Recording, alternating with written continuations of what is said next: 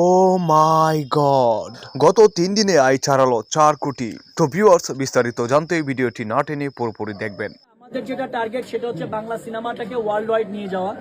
সম্প্রতি 15 নভেম্বর মুক্তি পেয়েছে শাকিব খানের দরদ সিনেমাটি। কথা মতো ঈদ ছাড়াই মুক্তি দিয়েছেন এই সিনেমার পরিচালক অনন্য মামুন। জানা যায় পূর্বের সকল সিনেমার রেকর্ড ভাঙতে চলেছে এই সিনেমার। এই পর্যন্ত মাত্র 3 দিনেই এই সিনেমার আয় দাঁড়ালেন 4 কোটি টাকা।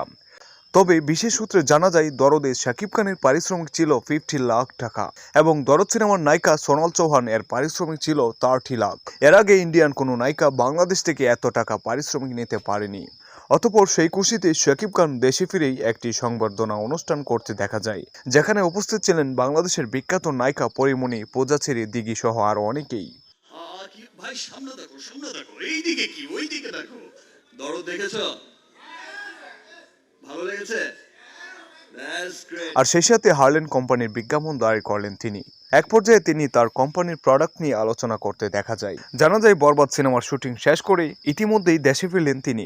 আগামী মাস থেকে বাংলাদেশের শুটিং শেষ করে পুনরায় আমেরিকায় যাবেন তিনি। তো ভিউয়ার্স, আজকে এই পর্যন্তই। যদি শাকিব খানের সকল ভিডিও পেতে চান তাহলে অবশ্যই চ্যানেলটি সাবস্ক্রাইব এবং লাইক দিয়ে রাখবেন। ধন্যবাদ।